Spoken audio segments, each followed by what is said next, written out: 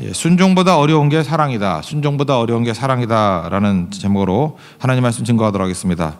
우리가 남편에게 순종하라, 복종하라. 이게 사실은 저항감이 있고 또 힘들다 그랬죠. 근데 그래야 남편이 행복해지고 또 상대에게 그 행복을 심어놓으면 또 자신도 행복해질 수 있다 이렇게 얘기를 했습니다. 근데 사실은 뭐 여자가 뭐 순종하는 게 어렵다 그러는데 더 힘든 게 남자입니다. 사랑하라. 여러분 되게 사랑스러운지 알죠? 예, 이게 얼마나 힘든 일인지 모르는 거예요. 그죠? 사랑하는 게 더 힘들죠. 왜 힘드냐 하면은 일단은 사랑스러운 건 그렇게 오래 가지 않아요. 근데 그래도 사랑하라는 거고, 그다음에 그 사랑의 정도가 어느 정도냐면 그리스도께서 교회를 위해서 하신 것 같이 죽으란 얘기거든요. 죽기까지 사랑하는 겁니다. 그러니까 순종이 쉽죠. 순종이야 뭐 마음이 있든 없든 그냥 끌려가는 식으로 하면 되는 건데, 어떻게 보면 율법주의로도 순종은 가능해요. 근데 사랑은 이거는 뭐 절대적인 거거든요. 그러니까 남자에게 주어진 책임이 훨씬 더 크다라는 것입니다. 그러니까 서로 도와주는 거예요. 여자분도 그러죠. 존경할 수 없는데 존경하는 건 힘들잖아요. 그러니까 존경할 만큼 좀 이렇게 성숙된 모습을 보이면 존경하기가 좀 쉬워지겠죠. 그러니까 도와주는 거예요. 여자분들도 마찬가지입니다. 사랑해야 되는데 여자의 조건에 관계없이 남자는 무조건 사랑해야 됩니다. 근데 좀 사랑스러우면 사랑하기가 쉬워지겠죠. 좀 도와달라고요. 그러니까 서로. 그러니까 사랑스러워서 도와주는 게 되게 중요하다는 것입니다. 근데 사랑하고 반대가 되는 게 힘이잖아요. 힘이 있으면 사랑이 잘 안 되거든요. 힘과 사랑은 반비례한다고요. 근데 여자들이 요즘에 너무 힘이 세져서 힘들어지는 것 같습니다. 인명제처라는 거 들어보셨습니까? 남편의 운명은 아내에게 달려있다. 사자성어를 조금 바꾼 거예요. 처로 다 바꾼 거예요. 진인사 대처명 그런 거 들어봤습니까? 최선을 다한 후 아내의 명령을 기다린다. 처화 만사성, 아내와 화목하면 만사가 풀린다. 지성이면 감처, 정성을 다하면 처가 감동한다. 뭐 이런 거. 사필귀처, 모든 것은 결국 아내의 결정을 따르게 되어 있다. 뭐 이게 되게 많이 나한테 보내왔는데, 그러니까 힘이 세진다는 건 뭐냐 하면은 모르겠어요. 뭐 편안할지 모르겠지만 그 사랑받을 조건은 아니거든요. 그러니까 이런 식으로 힘을 발휘한다 그러면은 이제 힘들어지는 겁니다. 지금 뭐 남자나 여자나 이렇게 뭐 서로 주장하면서 싸운다 그러는데 그러면 절대 화목이 이루어지는 게 아니죠. 그게 교회가 사실은 그런 거에 대해서 대안을 주는 거죠. 그게 아니라는 거. 그게 꼭 필요하다는 것입니다. 오늘 남자에 대해서 얘기하는 건데, 뭐 여자의 조건에 관계없이 남자는 남자 생각해야 됩니다. 사랑해야 된다는 거예요. 그러면 남자가 해야 될 일이 뭐냐면 십자가 지는 겁니다. 첫째는 여자의 허물과 죄를 대신 책임진다. 이게 남자의 사랑이에요. 여자의 허물과 죄입니다. 그러니까 여자의 허물과 죄가 있는데 그걸 감당 못하면 남자 자격이 없는 거고, 감당할 수 있어야 되는 거죠. 25절 보시면 남편들아 아내 사랑하기를 그리스도께서 교회를 사랑하시고 그 교회를 위하여 자신을 주신같이 하라. 뭐 요즘에 많이 벌어지는 일들이 그런 거예요. 뭐 여자분들이 기록을 좋아하지 않습니까? 기록이나 뭐 추억이라 그래야 되나? 그래서 결혼하기 전에 남자들과 이렇게 뭐 찍었던 사진이라든지 뭐 기록이라든지, 옛날에는 결혼하면 거 싹 없애고 그랬는데 요즘 처녀들은 안 그러는 것 같아요. 어디다 숨겨놓은 것 같아. 근데 바보들 거 다 들키면서 들통이 나거든요. 그래서 형제들 가운데 막 미칠라 그러는 게 되게 많아요. 뭐 어디서 숨겨놓은 파일이 막 튀쳐나오고 뭐 이래가지고 어떡합니까? 그래서 저하고 같이 한강에 버리고 온 적도 있고 막 그래요. 같이 기도하고 막 괴로워하고 막 그렇습니다. 근데 제가 그때 주는 말씀이 이거였어요. 남편에게 준 게 뭐냐면 아내의 허물과 죄를 예수님같이 대신 책임지는 것. 이게 남편의 책임이다. 쉽지 않지? 쉽지 않대요. 진짜 쉽지 않아요. 그겁니다. 그거. 허물조차도 사랑하는 거. 그 결혼식 할 때 아버지가 그 딸 데리고 가잖아요. 그 신랑에게 넘겨주면서 무슨 생각하겠어요? 아버지는 알잖아요. 딸의 문제를. 허물도 있고 죄도 있고 뭐 알잖아요. 그 어떻게 사는지. 이불도 안 개고 뭐 더 말 안 하겠습니다. 우리 집 같아서 얘기를 안 하겠어요. 되게 많이 있는데 그거 신랑에게 넘겨주면서 무슨 기대를 하는 거예요? 야, 이제까지 내가 얘를 돌봐주고 책임지고 용서했던 것 같이 이제는 그 역할을 네가 해줬으면 좋겠다. 그거 아니에요? 그러니까 뭐 예쁜 딸 데려간다 그것만이 아니라고요. 그러니까 아버지가 했던 역할 그거를 좀 달라는 거죠. 제일 큰 게 뭡니까 그게? 그 죄와 허물을 덮어주는 거예요. 아버지가 할 일이 뭐 그거지 뭐 있어요. 죄와 허물을 덮어주는 거. 그 남편이 그 역할을 감당해 줄 때 이게 능력이 있는 거죠. 우리 신부들이 대개 이제 결혼식 할 때 울잖아요. 요즘에 잘 안 우는데 옛날에 왜 울었냐면요. 섭섭해서 운 것도 있지만 무서워서 운 게 많아요. 이제 새로운 환경에 새로운 뭐 시대에 옛날에 그랬잖아요. 두려운 거거든요. 무서운 거거든요. 근데 이게 무서움은 언제 사라지느냐면 내 죄와 허물을 우리 아버지 같이 다 품어주고 용서해 준다. 그게 확신이 오면은 두려움은 사라지는 거예요. 하나님께서 우리에게 주신 마음이 두려워하는 마음이 아니라 그랬잖아요. 첫 번째가 사랑이에요. 사랑. 그죠? 이 사랑하는 마음을 주시면은 두려움은 다 사라지게 되어 있다는 것입니다. 그래서 아내가 잠깐 두려워한다라는 거 뭐냐면 남편에게 문제가 있는 거죠. 그걸 뛰어넘는 그 사랑이 있어야 된다라는 것입니다. 우리가 남편들, 뭐 남자들 결혼 준비한다 그러는데 옛날에 주례할 때 그런 얘기 되게 많이 했는데 결혼 준비가 됐대요. 그럼 뭘 준비하느냐? 뭐 직업 준비돼 있다, 직장 또는 뭐 집이 준비돼 있다. 사실 그게 준비가 아니거든요. 죽을 준비돼 있냐고. 그래서 옛날에 뭐 크게 소리도 지르게 만들었는데 그죠? 아내를 위해서 죽을 준비가 됐습니까? 죽을 준비거든요. 사실은 남자 결혼이 더 힘든 거예요. 죽을 각오를 하고 결혼하는 거예요. 죽기 위한 거. 근데 요즘엔 뭐 남자들이 책임감이 없잖아요. 책임감이 뭐예요? 리스판스거든요. 리스판스 대응을 못 해요. 리스판스빌리티 그 대응 잘하는 게 그 책임감인데 그 책임 안 질라 그래. 대응을 안 하려 그래요. 잠깐 미루려 그러고 약해진 거죠 남자들도. 그러니까 이게 사랑이 힘들어진 것입니다. 그러니까 왜 믿음 좋은 남자를 고르라 그러는지 아시겠습니까?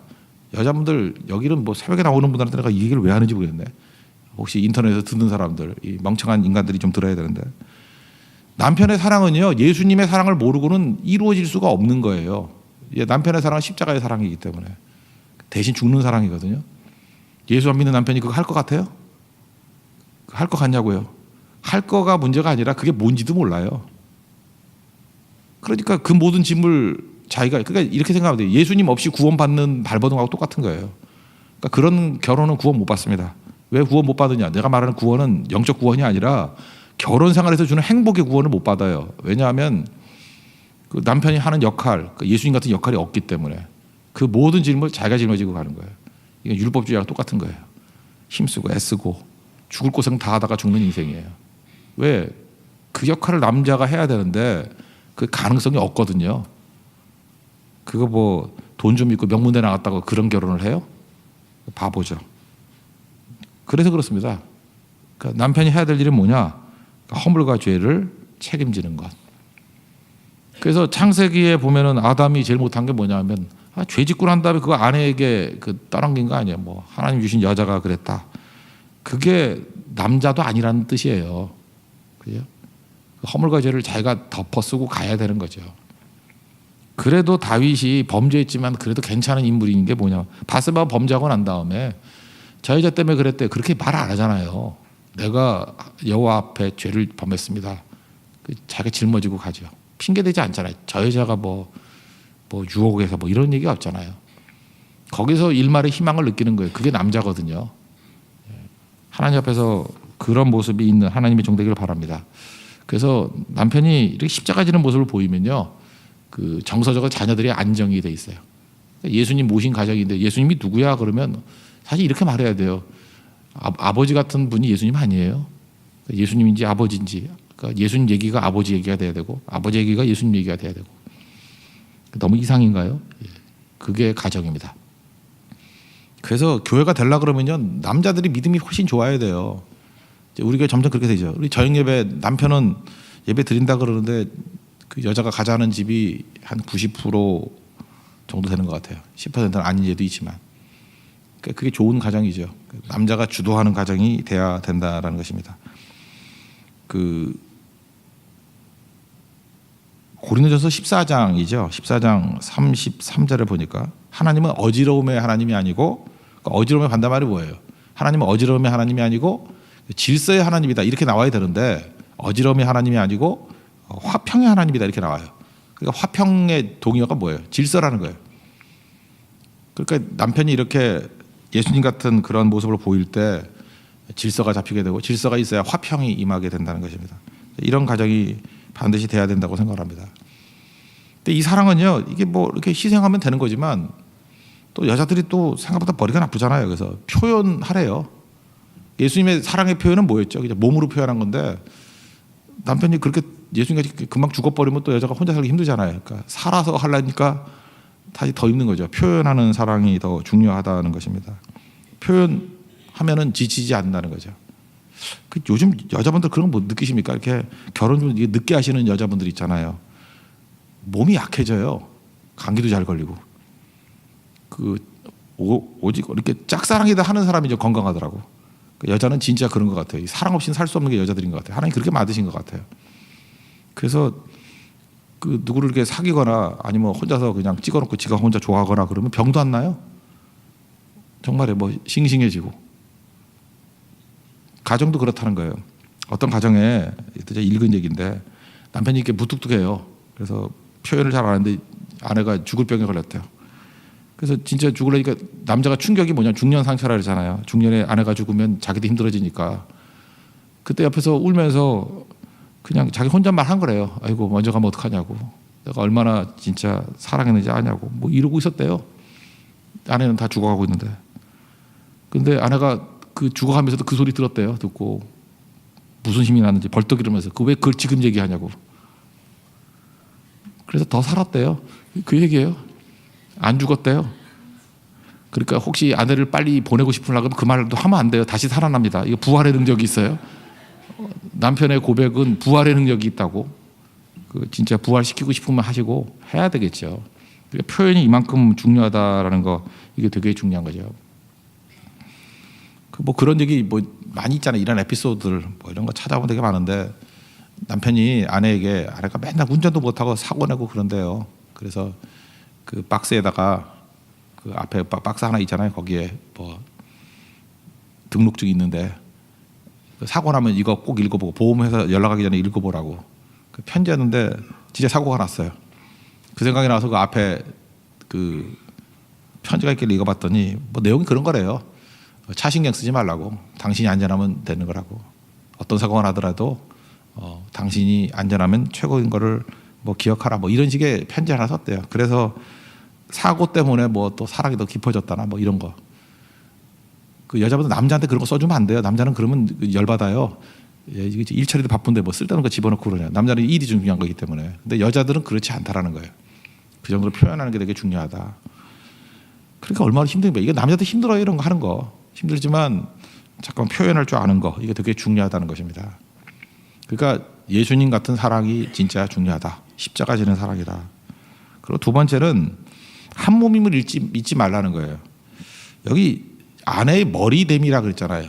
머리 됐다 그러니까 이걸 우열이라고 생각하는데 우열이 아니라 우선권 이렇게 얘기하는 게 좋을 것 같아요. 우열, 높고 낮음의 문제는 아닌 것 같아요. 생각해 보세요. 이게 머리가 좋나요? 머리가 귀하니까 이불을 머리에 뒤집어 쓰는 사람 봤어요? 나는 발은 안 귀하니까 발을 이렇게 빼놓고 엉덩이는 안 귀하니까 빼고 그러지 않잖아요. 이불을 머리에 뒤집어 쓰면 죽은 사람 아니에요, 그거? 머리라 그러는데 머리는 별로 그렇게 보호받지 못하는 것 같아. 이불을 써도 목 아래로 덮지. 그거예요. 그러니까 몸이라는 거는 그러니까 남자가 아내의 머리가 됐다라는 건 무슨 얘기냐면 우열의 문제를 얘기하기보다는 한 몸이다. 그 얘기 한 몸이다. 한 몸임을 알고 살라는 것입니다. 이건 사랑하는 부부들끼리는 다 아는 얘기 되겠죠. 선교사 훈련할 때 이게 요즘에는 부부가 같이 파송 받잖아요.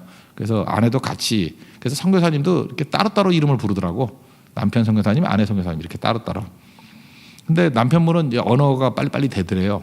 언어가 은사가 있었는지. 아내가 잘 안 되더라는 거예요. 그래서 아내가 언어가 준비가 잘 안 돼가지고 이렇게 미적미적 이렇게 수료를 못 하고 그러는 상황이 있더래요. 그래서 준비하시는 분이 물었대요. 왜 이렇게 수료를 늦게 하냐고, 더 열심히 하라고 그랬더니 그 남편 선교사님이 그러더라는 거예요. 저는 준비가 다 됐는데 아내가 이게 자꾸 미적거려서 안 된다고. 그때 그 담당하시는 분이 화를 벌어냈대요. 아니, 아내가 준비가 안 됐다는 게 어디냐고. 당신이 준비가 안 된 거지.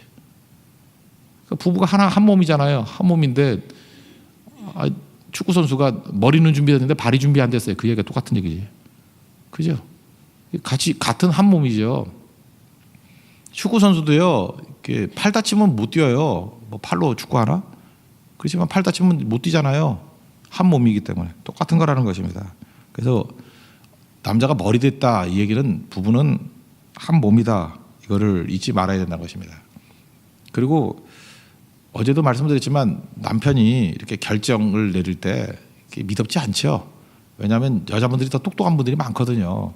근데 머리락으로 남편이 결정을 하라는 건 뭐냐면 남편이 독재하라는 얘기가 아니고요. 남편이 최종 결정을 내리라는 거예요. 그러면 능력도 안 되는 사람이 최종 결정을 내리려니까 얼마나 힘들겠어요. 그러니까 의논하겠죠. 그래서 남편이 결정을 내리라는 얘기는 뭐냐 하면 의논하라는 얘기예요. 여자가 더 똑똑하잖아요. 여자에게 하나님께서 5감에 플러스 6감까지 주셨잖아요. 그러니까 그렇게 의논하면은 근데 감각이 너무 뛰어난 사람은 속기 쉬운 거죠. 야바이꾼이 감각 예민한 사람 속이는 거예요. 그 여자들이 똑똑한데 잘 속는 거예요. 너무 예민하니까. 축구를 할 때도요. 이렇게 축구 선수한테 페인팅이 먹히는 거예요. 페인팅하면 이렇게 축구를 했기 때문에 속이면 넘어가요. 저 같은 사람은요 그냥 가만히 있어요. 그래서 뭔 짓을 해도 그냥 밀고 나가니까 안 돼요. 개인기가 먹히질 않아. 왜냐하면 둔하니까. 그런 거하고 똑같은 거라고요. 그러니까 여자분들이 예민하거든요. 뛰어나거든요. 그래서 그게 강점이자 또 약점이에요. 그래서 남편과 아내가 이렇게 조화를 이루면 되는 거죠. 여자가 예민하니까 뱀한테 속잖아요. 솔깃하니까 자기 욕심을 건드니까. 그 남편하고 의논했으면 전화가 안 먹었을 가능성도 큰데 따로따로 얘기하잖아요. 그러니까 의논 없는 가정의 불행, 그게 아담과 하와였습니다. 그러니까 의논하고 좀 멍청해 보이는 남편이 결정을 하라는 거예요. 그러니까 얼마나 많이 의논을 해야 되겠어요. 그리고 남편이 얼마나 힘들겠냐고요. 하루는 어떤 가정이 말씀 듣고 또 순종한다고 남편에게 축복권이 있다고 창세기 나오잖아요. 뭐 이삭에게 야곱에게 뭐 다윗도 집에 축복하러 갔다 뭐 이런 얘기 나오니까 그 남편한테 축복기도 해다가 아내가 요청을 했는가 봐. 그랬더니 아내까지는 했대요. 웃음을 참고 믿음도 없는 남편이 이렇게 아내를 축복해주고 뭐 잘 하기를 원한다고. 근데 애들한테 축복기도를 하려고 할 때 애들이 막 순진하게 막 웃더라는 거예요. 웃으면서 아빠는 뭐 집 사면서 술도 마시고 뭐도 하고 막 이러면서 아이들가 막 자기도 웃었대요. 민망해서. 근데 그게 그 가정에 충격이었다는 거예요. 남편은 인정받지 못하고 이러면 좀 힘들다 그러잖아요. 이 꼴이 뭔가. 그래서 그때부터 변화가 되기 시작했다는 얘기를 들었어요. 어저께 쪽지로. 그게 변화가 되는 거거든요. 그러니까 그런 시도도 해볼 필요성이 있는 거죠. 왜 그렇죠? 그게 한 몸이기 때문에, 한 몸이기 때문에. 하나님 앞에 이런 모습이 꼭 있기를 바랍니다. 그리고 남편에게 꼭 필요한 건 뭐냐면 가정에 대한 환상이 있어야 돼요. 26절, 27절 이런 게 쭉 나오는데 뭐 영광스러운 교회로 세우사 그랬잖아요. 여기 뭐 물로 씻어 깨끗하게 해서 거룩하게 하시고 흠도 없고. 여자분들은 현실적입니다. 현실에 강해. 그러니까 가정이 이끌어가는 거죠. 남편은 현실적이지 않아요. 현실적이지 않다는 얘기는 뭘까요? 그게 환상이 있다라는 거예요. 꿈이 있다라는 거예요. 그래서 크게 생각하는 건 남자들이 합니다. 크게 생각한다는 건 좋게 표현한 거지만 망상을 잘하는 건 남편이에요. 그래서 남편은 막 꿈이 크잖아요. 뭐 이런 가정을 꾸미고 싶어. 그건 사실은 남편들이 해야 돼요. 기준을 세워주고 꿈을 꾸는 것들. 우리 가정은 이런 영광스러운 일이 되기를 원한다. 예를 들어서 뭐 이런 꿈이 있다. 우리 가정은 뭐 해외에 뭐 교회를 한 10군데 세우는 것이다. 남편이 이런 꿈을 꿀 수 있잖아요. 뭐 돈 드는 것도 아니니까. 근데 여자분은 뭐라 그래요? 노후는 어쩌고 이게 여자예요. 그런데 헌금 다 하면 어떡해? 뭐 이런 게 여자라고요. 여자들은 현실적이기 때문에 그렇게 큰 꿈을 꾸기에 제한적일 수 있잖아요. 반면에 남편은 그런 꿈을 꾸는 거예요. 꿈을. 찬송가 그 사철의 봄바람 불어 있고 559장인가요? 거기 보면은 그게 남편의 꿈이에요. 그 전영택 씨라고 이게 가정을 생각하면서 그 한 명의 남편이 꿨던 꿈이에요. 이런 가정 이루기를 원합니다. 이 꿈이 너무 좋아가지고 찬송가가 되고 우리 다 부르잖아요. 이 남편의 꿈이에요. 남편의 꿈. 우리 성경에도 꿈꾸는 얘기 나오지 않아요? 자녀들은 예언할 것이고 청년들은 환상을 보고 아비들은 뭐 꿈을 꾸리라. 뭐 이게 이 남자들 얘기거든요. 남자들이 특별히 이런 일들을 하라는 거예요. 가정에 대한 환상. 그래서 결혼을 앞두고 남편이 꼭 준비해야 될 것은 가정에 대한 비전 얘기를 꼭 해야 돼요. 우리 유아 세례 할 때도 남편에게 묻잖아요. 애에 대한 비전이 뭐냐고. 그게 가정에서 남편 머리됨이 해야 될 중요한 일이라는 것입니다. 그러니까 요약하면 뭐죠? 십자가전의 희생과 또 하나는 뭐예요? 가정의 비전을 품는 거. 이게 남편이 해야 될 일이라는 것입니다. 이게 사랑이에요. 그 남편이 사랑하는 거는 사실 되게 힘든 일입니다. 이건 뭐 선지자나 할 일이에요. 예수님이나 할 일이에요. 죽어야 되고 꿈꿔야 되고. 쉬운 일이겠어요? 그러니까 성령 충만하지 않으면 남편 노릇 못하는 거고 남자 구실 못합니다. 절대로 못합니다. 그러니까 성령의 은혜를 붙들고 진짜 남성으로 거듭날 수 있는 하나님의 거룩한 종 되기를 축원합니다. 자리에서 일어나겠습니다. 559장 찬송하겠습니다. 남편의 꿈입니다.